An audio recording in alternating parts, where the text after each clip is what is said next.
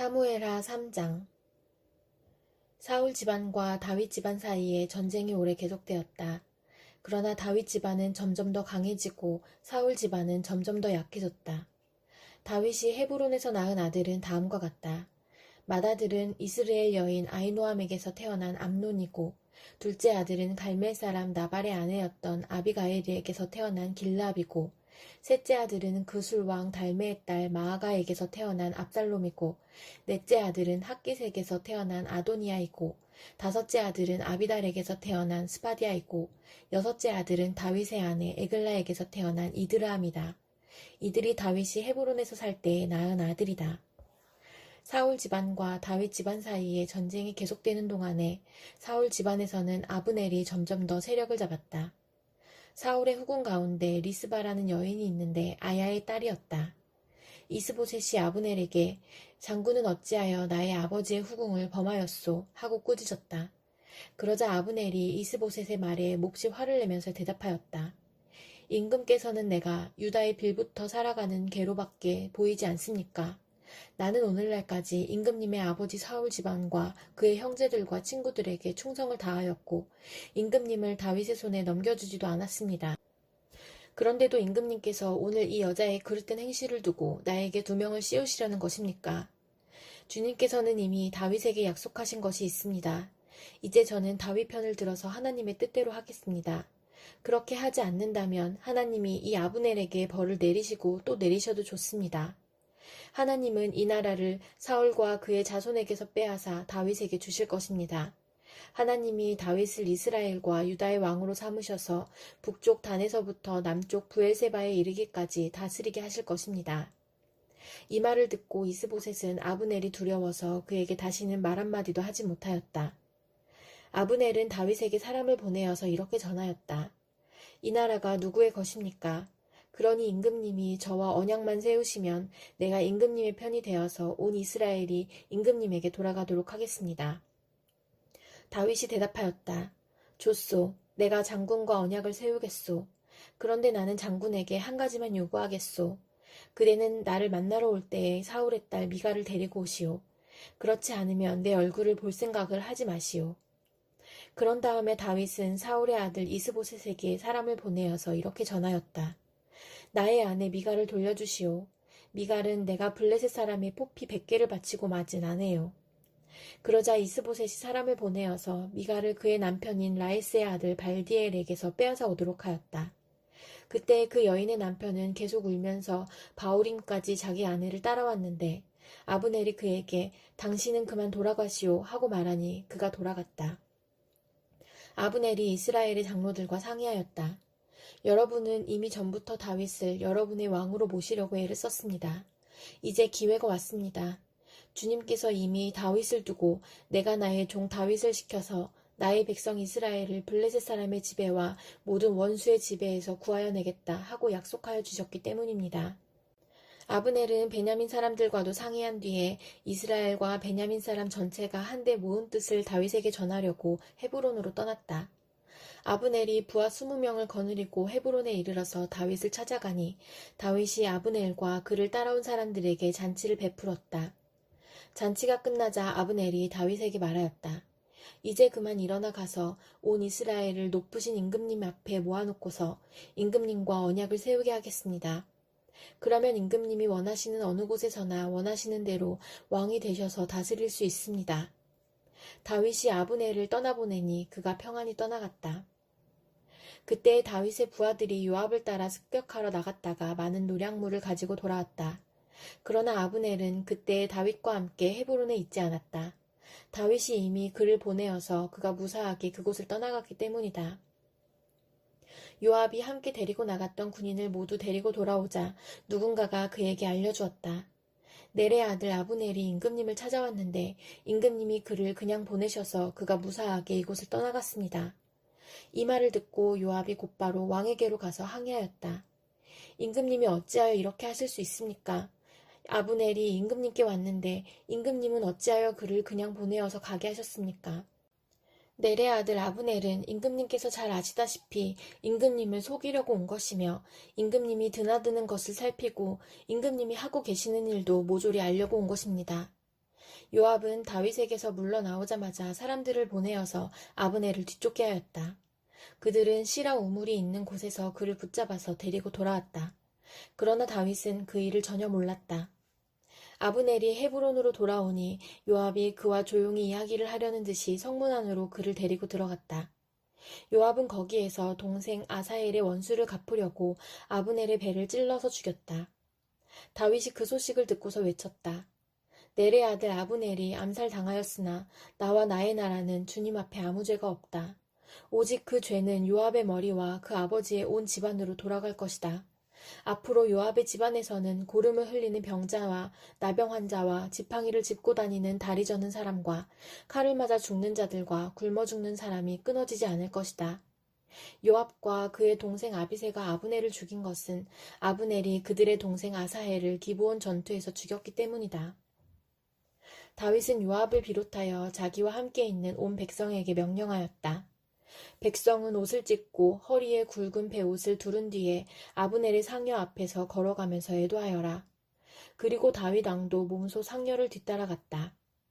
백성이 아브넬을 헤브론에 장사 지내니 다윗 왕이 아브넬의 무덤 앞에서 목을 놓아 울었고 온 백성도 울었다. 다윗 왕은 아브넬을 두고 이렇게 조가를 지어 불렀다. 어찌하여 어리석은 사람이 죽듯이 그렇게 아브넬이 죽었는가? 그의 손이 묶이지도 않았고 발이 쇠고랑에 채이지도 않았는데 악한들에게 잡혀 죽듯이 그렇게 쓰러져서 죽었는가? 그러자 온 백성이 아브넬의 죽음을 슬퍼하며 다시 한번 울었다. 날이 아직 채 저물지 않았을 때에 온 백성이 다윗에게 와서 음식을 들도록 권하니 다윗이 맹세하였다. 오늘 해가 지기 전에 내가 빵이나 그 어떤 것을 마시라도 보면 하나님이 나에게 어떤 벌을 내리셔도 마땅하다. 온 백성이 그것을 보고서 그 일을 좋게 여겼다.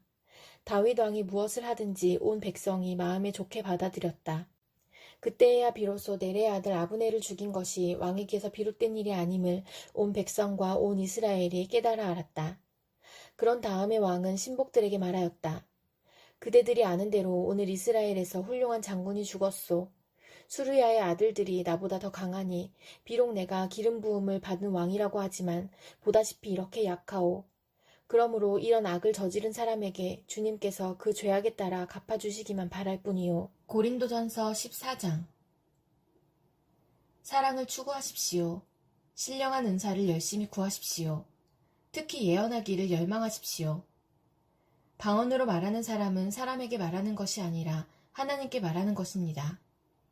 아무도 그것을 알아듣지 못합니다. 그는 성령으로 비밀을 말하는 것입니다. 그러나 예언하는 사람은 사람들에게 말하는 것입니다. 그는 덕을 끼치고 위로하고 격려하는 말을 합니다. 방언으로 말하는 사람은 자기에게만 덕을 끼치고 예언하는 사람은 교회에 덕을 끼칩니다.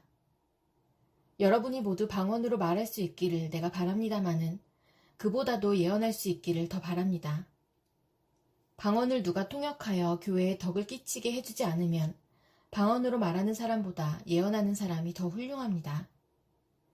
형제자매 여러분, 내가 여러분에게로 가서 방언으로 말하고 계시나 지식이나 예언이나 가르침을 전하는 방식으로 말하지 않는다면 여러분에게 무슨 유익이 되겠습니까? 필이나 검은고와 같이 생명이 없는 악기도 각각 음색이 다른 소리를 내지 않으면 피리를 부는 것인지 수금을 타는 것인지 어떻게 알 수 있겠습니까? 또 나팔이 분명하지 않은 소리를 내면 누가 전투를 준비하겠습니까? 이와 같이 여러분도 방언을 사용하기 때문에 분명한 말을 하지 않는다면 그 말이 무슨 뜻인지 남이 어떻게 알겠습니까? 결국 여러분은 허공에다 대고 말하는 셈이 될 것입니다. 이 세상에는 수많은 종류의 말이 있습니다. 그러나 뜻이 없는 말은 하나도 없습니다. 내가 그 말의 뜻을 알지 못하면 나는 그 말을 하는 사람에게 딴 세상 사람이 되고 그도 나에게 딴 세상 사람이 될 것입니다.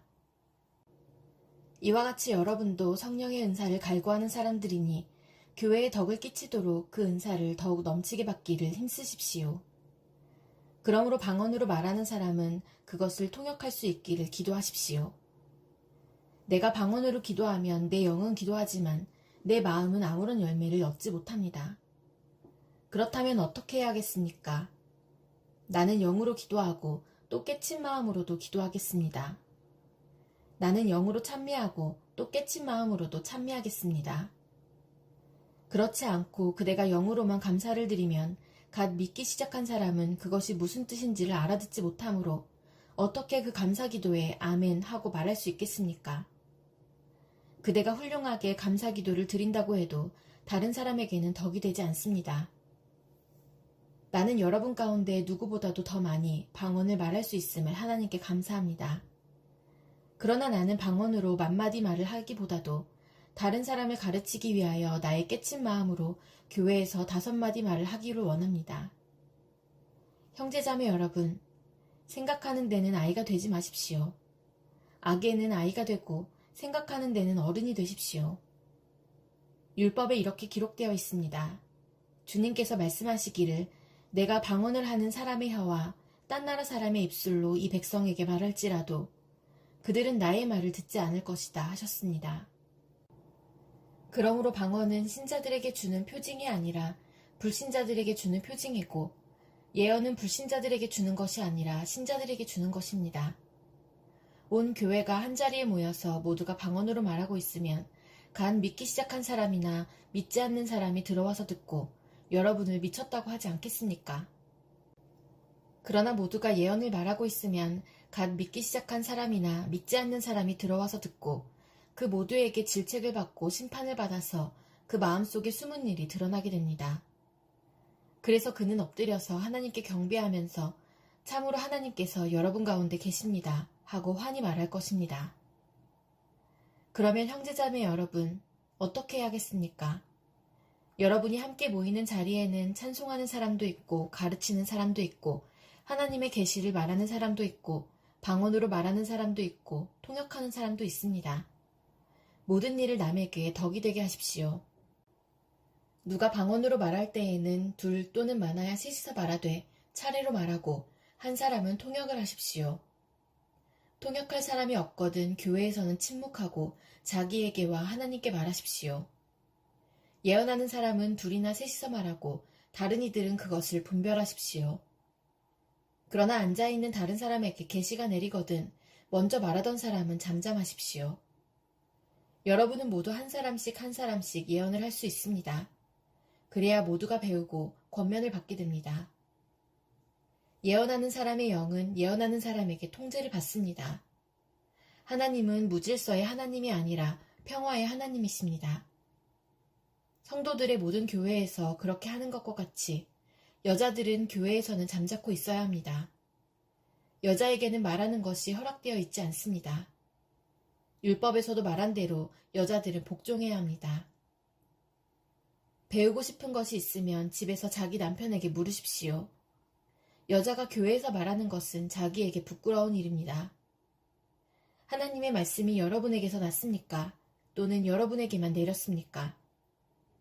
누구든지 자기가 예언자이거나 성령을 은사로 받은 사람이라 생각하거든 내가 여러분에게 써보내는 이 글이 주님의 명령이라는 것을 알아야 합니다. 누구든지 이것을 인정하지 않으면 그 사람도 인정을 받지 못할 것입니다.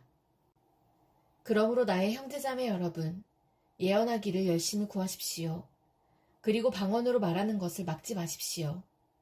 모든 일을 적절하게 하고 질서 있게 해야 합니다. 에스겔 12장. 주님께서 나에게 말씀하셨다. 사람아, 너는 반역하는 백성 가운데 살고 있다. 그들은 볼 눈이 있어도 보려고 하지 않고 들을 귀가 있어도 들으려고 하지 않는다. 그들은 반역하는 족속이기 때문이다. 그러므로 너 사람아, 그들이 보는 앞에서 포로로 끌려가는 사람처럼 대낮에 짐을 싸가지고 길을 떠나거라. 그들이 보는 앞에서 포로로 끌려가는 사람처럼 내가 살고 있는 그곳에서 다른 곳으로 떠나가거라. 그들이 반역하는 백성이기는 하지만 혹시 그것을 보고서 깨달을 수도 있을 것이다. 또 너는 그들이 보는 앞에서 내 짐은 포로로 끌려가는 사람의 짐처럼 대낮에 내다 놓고 너는 저녁 때에 그들이 보는 앞에서 포로로 끌려가듯 나가거라. 너는 그들이 보는 앞에서 성벽에 구멍을 뚫고 내 짐을 그곳으로 내다 놓아라. 너는 그들이 보는 앞에서 어깨에 짐을 메고 어두울 때에 나가거라. 너는 얼굴을 가리고 다시는 더 그 땅을 보지 말아라. 내가 너를 이스라엘 백성에게 주는 징조로 삼았기 때문이다. 그래서 나는 명을 받은 그대로 하였다. 내 짐을 포로로 끌려가는 사람의 짐처럼 대낮에 내다 놓았다. 그리고 저녁 때에 손으로 성벽에 구멍을 뚫고 어두울 때에 나가서 그들이 보는 앞에서 어깨에 짐을 메었다. 이튿날 아침에 주님께서 나에게 말씀하셨다. 사람아, 저 반역하는 족속 이스라엘 족속이 내가 지금 무슨 일을 하고 있느냐 하고 너에게 묻지 않았느냐. 너는 그들에게 이르기를 주 하나님께서 이렇게 말씀하신다.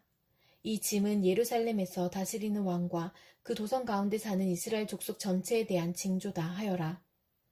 너는 또 그들에게 내가 그들의 징조라고 내가 하는 것과 똑같은 일을 그들이 하게 될 것이라고 그들이 추방되어 이렇게 짐을 메고 포로로 끌려갈 것이라고 왕도 그들과 함께 어깨에 짐을 메고 어두울 때에 성 바깥으로 나가게 될 것이라고 사람들이 성벽에 구멍을 뚫고 짐을 내다 놓을 것이며 왕은 눈으로 그 땅을 안 보려고 얼굴을 가릴 것이라고 말하여라. 내가 그물을 쳐서 왕을 망으로 올가 그를 바빌로니아 백성의 땅 바빌론으로 끌어가겠다. 그러나 그는 거기에서 그 땅도 못 보고 죽을 것이다. 내가 왕의 경호원과 경호부대를 다 사방으로 흩어버리고 뒤에서 내가 칼을 빼어들고 쫓아가겠다. 내가 그들을 이방 사람들 가운데로 흩어지게 하며 모든 나라 가운데로 쫓아버릴 그때에야 그들이 비로소 내가 주인 줄을 알게 될 것이다. 그러나 나는 그들 가운데서 몇 사람을 남겨서 전쟁과 굶주림과 전염병으로 죽지 않게 하고 그들이 이르는 이방 사람들 가운데서 자기들이 전에 저지른 역겨운 일을 모두 자백하게 할 것이다. 그때에야 비로소 그들이 내가 주인 줄 알 것이다. 주님께서 나에게 말씀하셨다. 사람아, 너는 떨면서 내 음식을 먹고 두려움과 근심에 쌓여 물을 마셔라. 그리고 너는 이 땅 백성에게 말하여라. 나 주 하나님이 예루살렘과 이스라엘 땅의 주민이 당하게 될 일을 말한다. 그들이 근심이 쌓여 음식을 먹고 놀라움에 쌓여 물을 마실 것이다. 이 땅의 모든 주민이 저지른 폭행 때문에 이 땅의 풍요가 다 사라지고 황폐하게 될 것이기 때문이다. 사람들이 거주하던 성읍도 적막해지고 땅은 황무지가 되어버릴 것이다. 그때야 비로소 그들이 내가 주인 줄 알 것이다. 주님께서 나에게 말씀하셨다. 사람아, 이스라엘 땅에서 너희가 말하는 세월이 이만큼 흐르는 동안 환상으로 본 것치고 그대로 이루어진 것이 있더냐 하는 속담이 어찌 된 일이냐. 그러므로 너는 그들에게 말하여라. 나 주 하나님이 말한다. 내가 이 속담을 그치게 할 것이니 이스라엘에서 다시는 이 속담을 말하지 못할 것이다 하여라.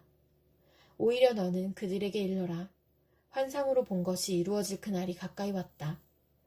이스라엘 족속 가운데서 다시는 헛된 환상이나 아첨하는 점괘가 없을 것이다. 나는 주다. 내가 말하는 그 말은 무엇이든지 그대로 이루어지고 더 이상 지체하지 않을 것이다. 너희 반역하는 족속아, 너희가 살아있는 동안에 내가 말한 것을 그대로 이루겠다. 나 주 하나님의 말이다. 주님께서 나에게 말씀하셨다. 사람아, 이스라엘 족속이 하는 말을 들어보아라. 내가 보는 환상은 먼 훗날에나 이루어질 것이며 내가 예언하는 말은 아득히 먼 훗날을 두고 한 것이라고 한다. 그러므로 너는 그들에게 일러라. 주 하나님이 말한다. 나의 모든 말은 더 지체하지 않는다. 내가 한 번 말한 것은 이루어지고 만다. 나 주 하나님의 말이다. 시편 51편. 하나님, 주님의 한결같은 사랑으로 내게 자비를 베풀어 주십시오. 주님의 크신 긍휼을 베푸시어 내 반역죄를 없애주십시오. 내 죄악을 말끔히 씻어주시고 내 죄를 깨끗이 없애주십시오. 나의 반역을 내가 잘 알고 있으며 내가 지은 죄가 언제나 나를 고발합니다. 주님께만, 오직 주님께만 나는 죄를 지었습니다. 주님의 눈앞에서 내가 악한 짓을 저질렀으니 주님의 판결은 옳으시며 주님의 심판은 정당합니다. 실로 나는 죄 중에 태어났고 어머니의 태 속에 있을 때부터 죄인이었습니다.